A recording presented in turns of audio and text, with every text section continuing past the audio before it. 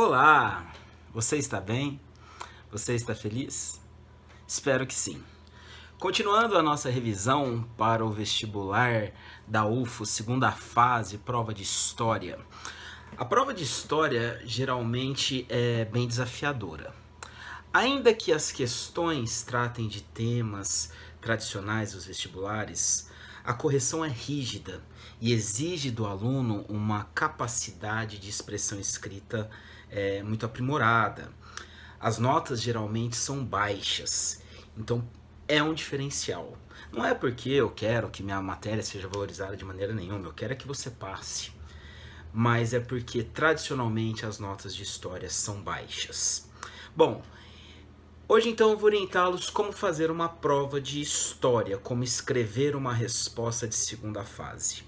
Para isso eu vou usar como exemplo uma questão da Unicamp, que está na lista de exercícios que eu disponibilizei nos grupos do WhatsApp. Se alguém tiver interesse, é só mandar mensagem aqui embaixo que eu dou um jeito de disponibilizar para você também. Então, primeiro ponto, você tem que considerar o tempo, 6 minutos por item. Toda questão de história tem item A e B. E o espaço.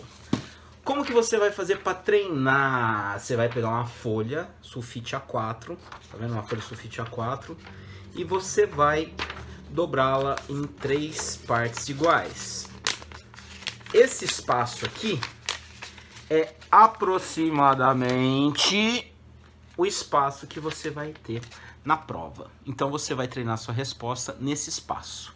Ah, minha letra é grande, minha letra é pequena. O espaço é o mesmo. Então você pode ter uma letra pequena e conseguir escrever muito aqui, ou você pode ter uma letra grande e não conseguir escrever quase nada aqui. O espaço é o mesmo, independente da sua caligrafia. Treine. Outro ponto. Cara, caligrafia, por favor, faça algo minimamente legível. É uma pilha de prova que os caras têm que corrigir.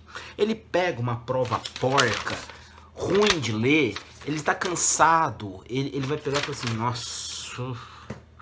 É ruim. Agrade. Em todos os aspectos, demonstre o seu capricho, a sua capacidade. Eu digo, inclusive, tá acabando a linha. O que geralmente as pessoas fazem? Ah, é uma palavra muito grande, vou começar a escrever aqui. Não! Separa a sílaba. Porque eu sou corretor, eu penso, porra, por que esse cara deixou esse espaço? Será que ele não sabe separar a sílaba? Quanto mais história. Cada detalhe. Sabe, seja atento, minucioso, cuidadoso, letra legível, o máximo que você conseguir. Né? Demonstre seu conhecimento. Daqui a pouco eu vou falar sobre o vocabulário. E, sobretudo, se atente aos comandos de questão. É simples. Você tem de ser obediente, desculpe. A questão traz sempre um verbo. Aquele verbo, obedeça. Eu fiz o levantamento das provas da UFO desde 2006. Todos os verbos, ou seja, todos os comandos que já apareceram na prova da UFO. Todos possíveis. Apresentar, citar, apontar, indicar, identificar. Então, se ele está falando assim, cita, não é explica. Cite. Aí você cita. Cite quem foi o primeiro imperador do Brasil independente. Dom Pedro I. Nossa, tô com tempo. Dom Pedro I foi o primeiro imperador do Brasil independente. Ok. Ah, ele teve um romance. Não. Guarda tempo para as outras. Obedeça. Apresente. Como que você se apresenta? Apresente determinado aspecto histórico, determinado momento histórico. Apresenta. Olha, era um momento em que o comércio voltava a ter importância, os servos acabavam saindo dos feudos. Apresenta. Trace um panorama. Contextualize. Ok. Aponte. É a mesma coisa citar. Indique. Agora, quando vai o identifique, geralmente é por causa do texto. Tem uma citação. Aí você vai identificar no texto. Tipo, identificar, você vai tirar. põe aspas ali, bonitinho, conforme o texto acima, tal.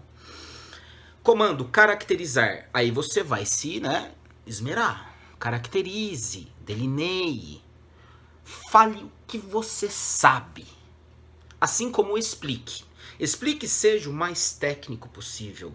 Seja sempre, por favor, direto, contundente. Seja sólido. Cara, não enche linguiça. Por favor. Como eu disse, o cara tá cansado. Você não precisa necessariamente ocupar esse espaço inteiro. Não precisa. Você precisa acertar. Simples. O cara tá cansado de ler. Esse negócio de encher linguiça não serve. Primeiro por causa do tempo. Se você respondeu, parte. Vambora. Sobrou tempo, aí você quer fazer uma monografia porque é um tema que você gosta muito? Continua. Mas seja direto, seja certeiro, sabe? Seja pontual, responda o que está perguntando. E parta do básico. Ah, eu sei demais, eu estudo muito, meu tesão é história. Cara, eu peço que você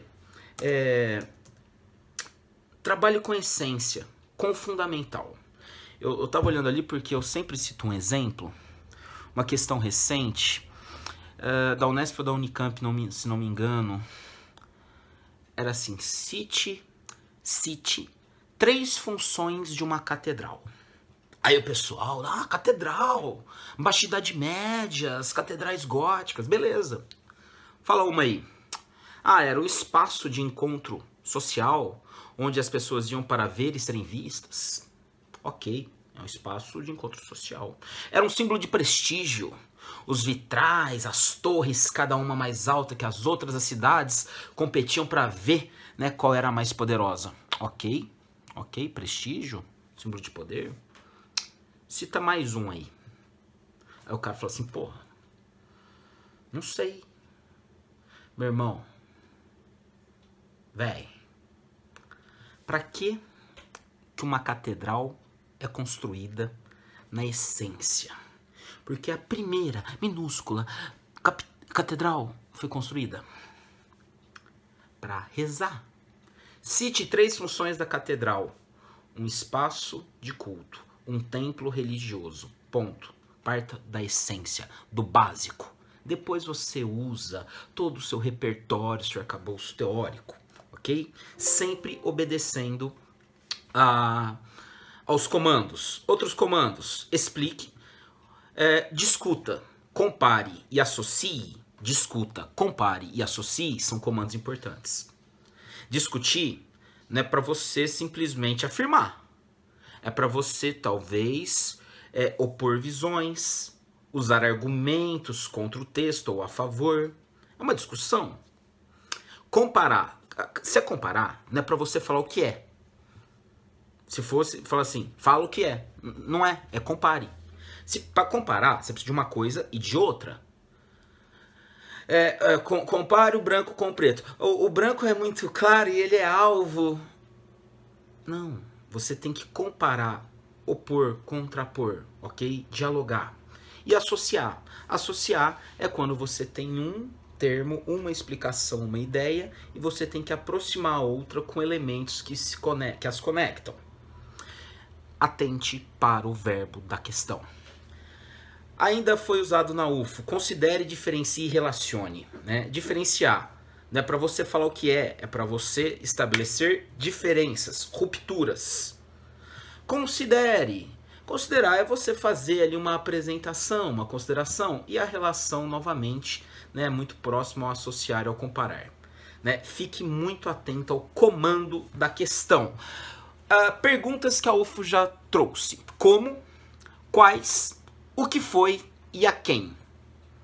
Cara, é língua portuguesa, tá? É difícil pra caramba, a gente fala isso todos os dias, aprende durante 17 anos e até hoje não sabe falar. Mas é língua portuguesa. Como? Aí você explica, você responde. Quais? Está no plural? Você vai responder mais de um. O que foi? A quem? Aí você vai buscar um personagem, uma classe social. Ok? Bom, obedecendo os comandos das questões, há alguns termos que são mais utilizados, que são mais requintados, termos que poupam muitas palavras, que a historiografia gosta. degusta, que o seu corretor vai entender que você tem, né, um certo traquejo, né, que você tem uma certa intimidade com o linguajar erudito. Processo e gradual. A Bastilha caiu, é a Revolução Francesa. O processo revolucionário culminou na queda da Bastilha. Tudo na história é um processo. O processo de transformações gradual. Ah, não, mas teve um tiro lá no Francisco Ferdinando que foi o estopim. Tá? As rivalidades na Europa gradualmente se acirravam, que culminaram no conflito após o assassinato de Francisco Ferdinando. Processo e gradual, porque você demonstra compreender todo o ambiente que envolve alguns fatos da história. Trabalhe com o termo contradição. Cara, é marxismo, eu não gosto, eu sou coxinha, eu sou de direita, odeio PT mortadela. Não é Marx, assim, marxismo trabalha com a questão da contradição, não só Marx. A contradição, o que leva a mudanças profundas na estrutura? Contradições. A contradição entre um que o quer e o que o outro deseja. Aí eles se contradizem, se chocam e surge algo novo. Tese, antítese, síntese. Use o termo contradição. Né? Transição. Houve uma mudança. A transição feudo-capitalista. Transição é um termo mais refinado. Outro ponto importante, trabalhar com a ideia de ruptura e continuidade. O que se rompeu? Houve uma mudança? Houve. Mudou tudo? O Brasil se tornou independente. Houve uma ruptura política. Mas continuidade econômica e social. Trabalhe com a ideia de ruptura e continuidade. Houve uma transição. O que se rompeu e o que continuou. Entendeu? Questões como ascensão e decadência, né? Isso é interessante, às vezes, você usar, né? A ascensão política, a decadência política, a ascensão do império, a decadência do império. Quando se fala em política, falando em império, procure usar os termos centralização, descentralização. Né? Concentração, fragmentação. A história política é mais ou menos essa. Para a história, éramos fragmentados, né? Aí vem a Antiguidade Oriental, o Patesia, o Faraó, centralização política. Cidades-estado na Grécia, democracia em algumas, uma certa descentralização do poder. Chega em Roma, Senado, Império, centralização do poder, que quando se esfacela e fragmenta dá origem ao feudalismo, a descentralização do poder, que termina com o absolutismo, a concentração de poder, que cai com os três poderes, a descentralização do poder. E depois nós temos uma centralização de poder com Mussolini, Hitler, Roosevelt, Vargas. E depois da Segunda Guerra, uma nova descentralização do poder. Falou em política, fala-se em poder centralizado, descentralizado. Outro ponto, trabalhe com a ideia de estrutura e conjuntura. O que é a estrutura? É a base, o pilar enraizado. E o que é a conjuntura? É o momento. É o momento que está se vivendo. Né? A estrutura é aquela mudança profunda ou a permanência profunda. A conjuntura é aquilo que se vive em determinado momento. O dólar está caro. O dólar está barato. É uma conjuntura. O Brasil tem como estrutura política uma democracia. A conjuntura atual é de um governo interino após um processo de impeachment ou golpe. A estrutura é a democracia e a conjuntura. É o que está acontecendo na eleição aqui nesse ano, ok? Além disso, de maneira mais abstrata, mas a UFO gosta, trabalho com a ideia de identidade, aquilo que confere identidade a um povo, a um grupo, a importância de se ter ou não uma identidade e imaginário e mentalidade. Até trabalhando essa questão da Unicamp, vamos lá, espero que ela apareça aqui. Veja, ao estudar a condição feminina no Brasil colonial, então você tem aí um aspecto político, né? Um Brasil que é submisso a Portugal, mas está se tratando de um aspecto social, a condição feminina. E perceba que Quando se trata de condição feminina, não se especifica se é a mulher escrava, negra, africana, vinda da África, ou a mulher branca da Casa Grande. Não se pode ter a ingenuidade de crer numa solidariedade de gênero. Cara, então perceba. Não bastava ser escravo. Se fosse mulher, era pior. Né? E se fosse uma mulher branca e uma mulher preta, não vai ajudar porque é mulher. Né? Não cria numa solidariedade de gênero. Acima de diferenças de raças, credo e segmento econômico. Então mulheres não se ajudavam não, branca e preta. É o que está colocado aqui, né, pela Mari Del Priore. Grande historiadora brasileira, né, publica muito, tem um programa, uma coluna na Rádio CBN excelente. Letra A. Considerando como era a mentalidade portuguesa no período mencionado, mentalidade portuguesa, mas eu não sei como era a mentalidade portuguesa, sabe? Não era uma sociedade escravocrata? Não era um império colonial? Você sabe? Cite. Citar. E explique, explicar. Você tem que fazer duas coisas, cita e explica. Uma, não duas, três, quatro. Uma função da mulher branca no processo de colonização. Interessante. Então ele está falando da mulher branca. É para você citar né? Uma função. Para que servia a mulher branca? Ai, Guto, eu não sei. Imagina se não tivesse ela. Imagina se não tivesse a mulher branca portuguesa no Brasil. Será que aquele homem português que desembarcou, ele iria manter as tradições portuguesas ou ele ia se virar do jeito que desse? Perceba que a mulher branca, primeiro, mulher. Vamos trabalhar numa noção tosca da mulher naquela época? Procriação. Mas ele podia procriar com as escravas. Seriam brancos legítimos que poderiam ser herdeiros? Então teria que ser uma mulher branca para gerar herdeiros legítimos. Outro ponto importante, a procriação para ocupar o território brasileiro, muito vasto. Né? E Portugal é um país exíguo com uma população pequena. Branca, por que não a negra? Com a branca eu posso me casar. E me casar aos olhos da igreja. Portanto, você poderia manter uma relação legítima aos olhos da igreja e da sociedade. Uma mulher com quem eu legitimo uma união, mantenho uma tradição de família, uma tradição religiosa, que pode me dar herdeiros e uma continuidade do meu poder. Até mesmo essa questão, né, da pureza, né, da mulher branca europeia que se guarda pro marido. E essa mulher que é casta, pura, moral, então ela vai manter toda uma aura, um conservadorismo, uma imagem pétrea daquela colonização portuguesa. Função da mulher branca? Manutenção das tradições, geração de herdeiros, estabelecimento da sociedade burocrática, católica, patriarcal, machista no Brasil. Pureza. Letra B. Explique.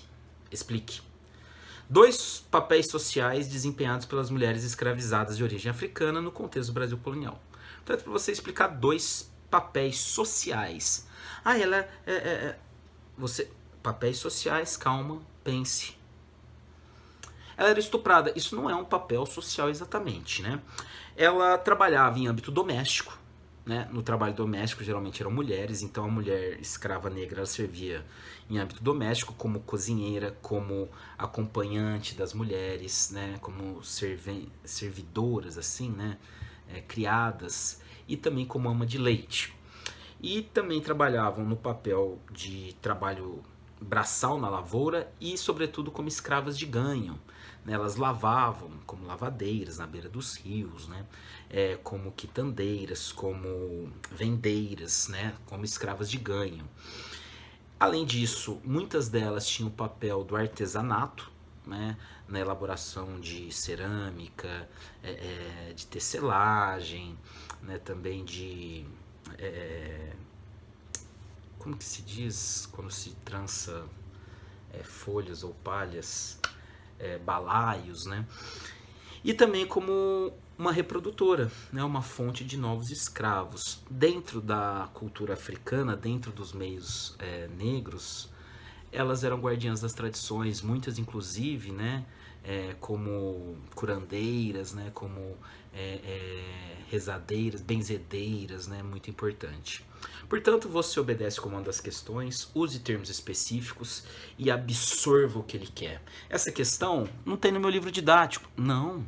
Mas aí o que você vai fazer? Você vai imaginar o panorama, você vai se colocar ali. Não sei, tira aquele elemento, como que fica, põe ele, o que muda. Tente viver a questão, imaginar ela. Quase nunca uma questão de segunda fase está no seu livro didático. Você usa o seu conhecimento para deduzir aquilo que está sendo pedido. Agradeço muito a atenção de vocês, sejam muito felizes e até o próximo vídeo. Bons estudos!